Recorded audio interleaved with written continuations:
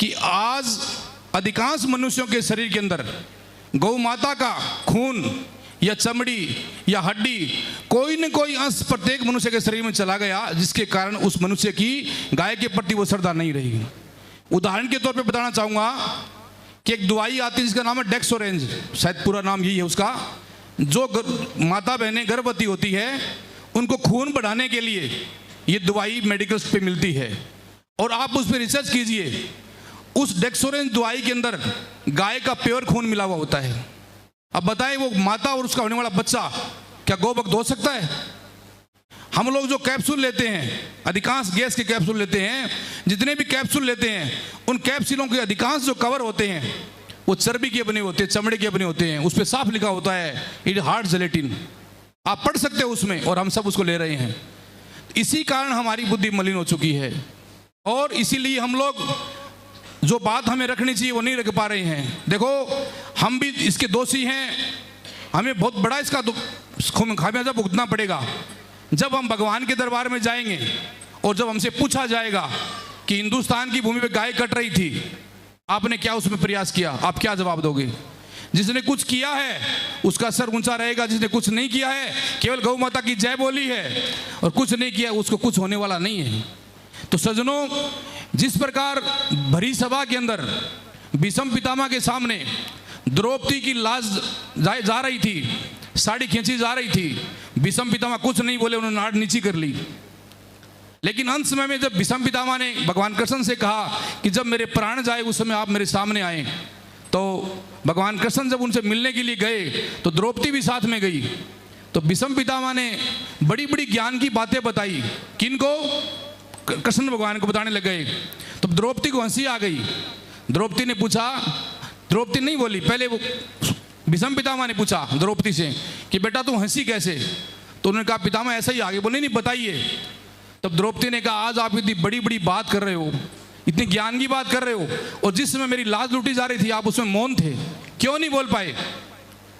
तब भीष्म पितामह ने कहा कि मेरे शरीर के अंदर गंदा खून इकट्ठा हो गया था, और किस लिए हो गया कि मैंने दुर्योधन का दूषित अन्न खाया था। उसमें दुर्योधन राजा था, उसका दूषित अन्न खाने से मेरी बुद्धि मलिन हो गई, मैं उसमें बोल नहीं पाया। तो आज हमारे देश में भी वही कंडीशन हो रही है, मलिन बुद्धि हो चुकी है। जैसे भाई साहब बता रहे थे अभी कि इंजेक्शन के अंदर भी दिया जा रहा है और वो दूध बच्चों को मिल रहा है। तो सज्जनों, ये थी आध्यात्मिक बात। अब हमें क्या करना है, गौरक्षा कैसे करना है? सबसे पहली बात ये आती है कि हम जब भी गौरक्षा करते हैं, कोई गाड़ी पकड़ते हैं, गायों की बात करते हैं, हम डरते हैं कि हमारे को पुलिस पकड़ लेगी, ये पकड़ लेगी। कुछ होने वाला नहीं है, डरने की जरूरत नहीं है। हमें सबसे बड़ा कानून हमारे पास है, भारत के संविधान के अनुच्छेद 51A में, भारत के संविधान के अनुच्छेद 51A में साफ लिखा हुआ है राष्ट्रीय ध्वज और हमारा संविधान और प्रत्येक प्राणी की रक्षा करना प्रत्येक मनुष्य का धर्म है। प्रत्येक प्राणी की रक्षा करना, उसमें गाय नहीं, सभी प्राणी आ गए, तो सबकी रक्षा हम कर सकते हैं। हमें किसी की पुलिस की पावर की जरूरत नहीं है। अभी बता रहे थे कि कानून नहीं है, कानून बन जाएगा तो क्या हो जाएगा, 302 कानून बना हुआ है फिर भी मर्डर हो रहे हैं। देखिए सबसे बड़ा कानून हमारे पास है गाय के लिए। अगर गाय कहीं परिवहन हो रही है, एक छोटा सा कानून है पशु क्रूरता अधिनियम, जैसे अब बता रहे थे अभी आपको, पशु क्रूरता अधिनियम बिल्कुल छोटा सा कानून है लेकिन बहुत बड़ा कानून है वो। अभी उसमें संशोधन किया गया है। उस कानून के तहत हम सभी तरह के प्राणियों की रक्षा कर सकते हैं वर्तमान में, जब तक बड़ा कानून नहीं बने तब तक। उस कानून में क्या है कि पशु परिवहन अधिनियम उसमें जोड़ा गया है। उस पशु परिवहन अधिनियम में ये रूल है कि किसी पशु का परिवहन करोगे तो जिस गाड़ी में आप परिवहन कर रहे हो वो गाड़ी का परमिट सिर्फ पशु परिवहन के लिए होना चाहिए। जिस प्रकार आपने देखा होगा मुर्गे होते हैं, मुर्गियों का जो परिवहन होता है तो एक मुर्गी दूसरी मुर्गी को टच नहीं हो सकती, उनके अलग अलग खाने बने होते हैं। उसी प्रकार गायों के लिए, अन्य पशुओं के लिए पशु परिवहन अधिनियम में व्यवस्था दी हुई है कि जिस गाड़ी में गाय परिवहन होगी उसमें एक गाय दूसरी गाय को टच नहीं करे, अलग अलग पार्टीशन बने होने चाहिए। जबकि ऐसे पार्टीशन बने हुए कहीं गाड़ी नहीं है। इस आधार पे आप गाड़ी को रोक सकते हो, कार्रवाई करवा सकते हो। हमने बहुत गाड़ियाँ पकड़ी है, ऐसे कार्रवाई करवाई है। तो हमें कहीं से डरने की जरूरत नहीं है। दूसरी बात यह है कि कई लोग डर जाते हैं मुकदमों से कि मुकदमे हो जाएंगे, ये हो जाएंगे। कुछ होने वाला नहीं है। मैं खुद 20 साल से काम कर रहा हूँ गोरक्षा का, और इतने मुकदमे हमारे पे हुए, गोलियां भी चली है, सब कुछ हुआ है, लेकिन गौ माता के आशीर्वाद से आज तक हमारा कुछ नहीं हुआ। मैं तो ये मानता हूँ कि ये मुकदमे नहीं होते, ये हमारे स्टार लगते हैं। एक मुकदमा हुआ, एक स्टार हुआ, दो हुए। डरने की जरूरत नहीं है, गौ माता हमारी रक्षा करेगी। अगर हम डरेंगे तो गौ माता नहीं बचेगी। केवल जय बोलने से गौ माता नहीं बचेगी, उनको उन्हीं की भाषा में जवाब दो। सज्जनों, आज गाय जो है हिंदुओं के साथ जोड़ी हुई है। आज ये हिंदुओं की माँ है। सरेआम जो मर्जी कर रहा है, कोई कांटे खा रहा है, कोई कुछ भी कर रहा है, कुछ भी कर रहा है। अगर इसी गाय को अगर मुसलमानों के साथ जोड़ा हुआ होता, कुरान में लिखा हुआ था कि गाय मुसलमानों की माँ है, तो हमारी हिम्मत नहीं कि गाय का बाल कोई पाड़ ले। लेकिन हम मरे हुए हैं, इसलिए हम लोग बोलते हैं कि क्या करें, कानून बनेगा तब बनेगा, लेकिन अभी हमारे में जान है, हमें डरने की जरूरत नहीं है। रेलगाड़ी होती है, रेलगाड़ी के अंदर डिब्बा एक होता है और इंजन एक होता है, और डिब्बे कितने होते हैं? वो एक इंजन 100 डिब्बों का हिस्सा है। हमारे पास इतने शक्तिशाली इंजन है, हमें डरने की जरूरत नहीं है। भगवान, साक्षात भगवान हमारे साथ में है, हम किस चीज से डरे? देखिए, मैं भी 52 साल की मेरी उम्र हो गई है। मैंने धर्म में थोड़ी निष्ठा रखता हूँ, लेकिन मैं सभी शंकराचार्य को प्रणाम करता हूँ। लेकिन धर्म के बारे में स्वामी स्वरूपानंद सरस्वती जी, उनको मैंने सुना, इतने बोल्ड थे। उसके बाद में स्वामी जी का मैंने नाम सुना है, शंकराचार्य पद पे रहते हुए इतना धर्म के लिए कर रहे हैं। और भी बहुत से पूजनीय हैं, लेकिन महाराज जी जो कर रहे हैं, महाराज जी के प्रति लोगों में गलत भावना भरी हुई है कि ये तो बीजेपी के आदमी है, तो कांग्रेस के आदमी है। देखिए, मैं महाराज जी क्षमा चाहता हूँ, मैं आपके मुँह पर बता रहा हूँ, मैंने सुना है। वो सच कितनी है महाराज जी बताएंगे। जब नरेंद्र मोदी देश के प्रधानमंत्री बने थे, उस समय महाराज जी के यहाँ एक उत्सव हुआ था। उस उत्सव में करीब 15 लाख रुपए खर्चा हुआ था। किस लिए? कि एक ऐसा आदमी प्रधानमंत्री बन गया। ये सत्य बात है। और आज उस आदमी को आप बता रहे हो कि कांग्रेस की। महाराज जी ने कांग्रेस की है ना, बीजेपी की, धर्म के हैं। मैंने जहाँ तक 1-1.5 साल में इनको पढ़ा है, और जब भी इनको देखता हूँ तो सिर्फ गाय गाय गाय गाय। भगवान ने स्पेशल इनको गाय के लिए भेजा है। सज्जनों, किसी तरह डरने की जरूरत नहीं है। आप काम करो। किस तरह काम किया जाए? 2 मिनट और लूँगा आपकी मैं। गाय की, जैसे मान लो हम कहीं जा रहे हैं, हमें क्या क्या ध्यान रखना चाहिए कि इस गाड़ी में गाय जा रही है, कैसे गाय को पकड़े, वो मैं मेरा जो अनुभव बता रहा हूँ आपको मैं। अगर हम लोग, सबसे पहले गाय की तस्करी कौन करता है? जो घुमक्कड़ जाति के लोग होते हैं, जो गाँव में घूमते रहते हैं, 20-20, 30-30 गाय इकट्ठी करते हैं, और ये लोग जंगल में जाकर के अपना डेरा रात को जमाते हैं। इनके संपर्क डायरेक्ट कसाईयों से होते हैं। रात को ट्रक आते हैं जंगल में, और इन गायों को ट्रकों में भर देते हैं। एक एक गाय के इनको 5-5 हज़ार रुपए मिलते हैं। एक गाड़ी में अगर 20 गौवंश इन्होंने भर दिया, 1 लाख रुपए इनके पास हो गए।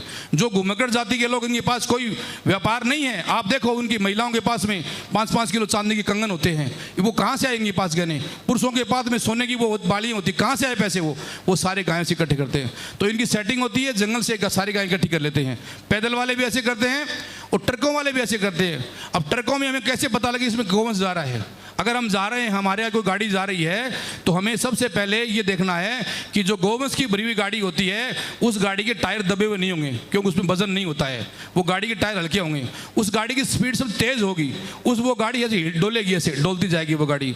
और उस गाड़ी में कहीं ना कहीं पानी, पेशाब गिरता दिखेगा हमारे को। ऐसी कुछ सी चीज़ें होती है।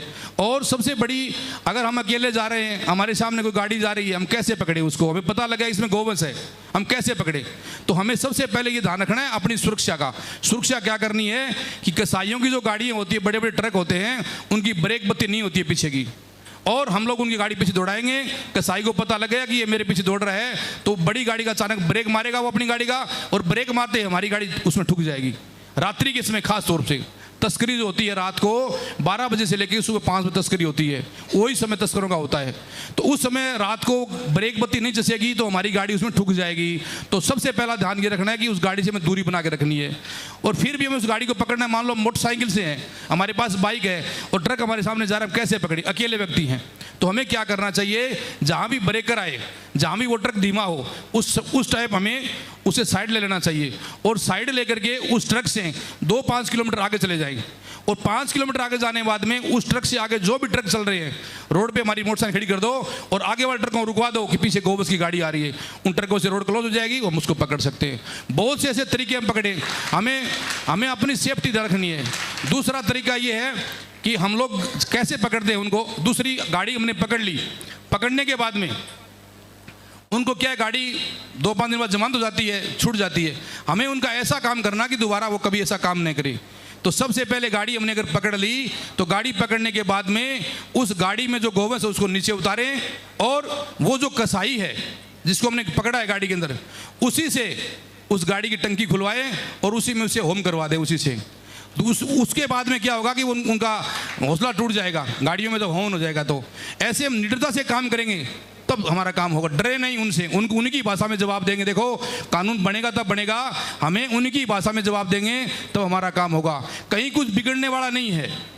मेरे जिले की बता रहा हूँ, राजस्थान के अंदर, मैं चूरू जिले से बिलोंग करता हूँ। चूरू जिले के अंदर 2011 से लेकर के और अब तक 39 मुकदमे मैंने करवाए, 39 मुकदमे करवाए, हजारों गाय हमने छुड़ाई, कई ट्रक हमने पकड़े, कई ट्रकों हमने हवन किया, कई कसाईयों के हॉस्पिटल पहुंचाया, उनको ऐसे हमने काम किया। लेकिन आज तक हमारे बिल्कुल भी कुछ नहीं बिगड़ा हमारा, आज तक किसी कसाई की हिम्मत नहीं कि हमारा बिगाड़ दे। और ये सब करने के बाद में वो जो घुमक्कड़ जाति के लोग हैं, वो कसाई लोग हैं, उन्होंने वो इलाका छोड़ दिया हमारा आने के लिए। तब पहला काम हमें ये करना है। तो सज्जनों, मैंने समय ज़्यादा ले लिया, मैं ज़्यादा नहीं बोलती, इतना कहूँगा कि जो गौ सांसद यहाँ आए हुए हैं, ये नहीं कि यहाँ पे आगे 4 दिन फ्री का खाना मिला, बुरा मत मानना, खाना मिला है, आराम से होटलों में रुके हैं, घर पे जाके फिर वैसा नहीं हो, कुछ काम करके दिखाएं, तभी तो आप दोबारा इसमें आने के हकदार हो। मैं देख रहा हूँ कई लोग आ रहे कि जी हमें जिलाध्यक्ष बना दो, हमें जिलाध्यक्ष बना दो। बनने से नहीं होगा भैया, काम चाहिए। काम अगर नहीं होगा तो कैसे गौ माता नहीं बचेगी। तो मेरा सबसे हाथ जोड़ के निवेदन है कि शंकराचार्य जी को बिल्कुल भी कष्ट नहीं हो, हम सब इनको ये करके दिखाएंगे तो हम ये कर सकते हैं। इन्हीं शब्दों के साथ अपनी वाणी को विराम देता हूँ। अगर मेरे से कुछ गलत कहा गया हो तो शंकराचार्य भगवान मुझे क्षमा करें। बहुत बहुत धन्यवाद। बाबूलाल जी ने हमको हमारी पुरानी याद दिला दी। महाराज जी, हम ट्रक रोकने के लिए जाते थे तो लकड़ी लेकर, लकड़ी का पाटिया जो होता है उसके ऊपर नुकीले कील उस पे ऊपर पूरा का पूरा बना देते थे और गाड़ी के आगे जाकर फेंक देते थे। टायर के नीचे आती उनकी हवा निकल जाती थी और ट्रक हम लोग रोक देते थे। ऐसे हमने कम से कम 80-90 ट्रक रोके होंगे आज तक। इस प्रकार से जैसे उन्होंने कहा कि टंकी में हवन करवाते, हम लोग क्या करते, शक्कर, शुगर जो होता है, चीनी, वो चीनी उस टंकी में डाल देते, इंजन फेल हो जाता है, वो गाड़ी काम की नहीं रहती। तो ये भी एक तरीका है। ठीक है, अभी उसका प्रशिक्षण यहाँ नहीं देना है, ये संसद है हम उससे भावनाओं में बह गए उनके साथ हम भी।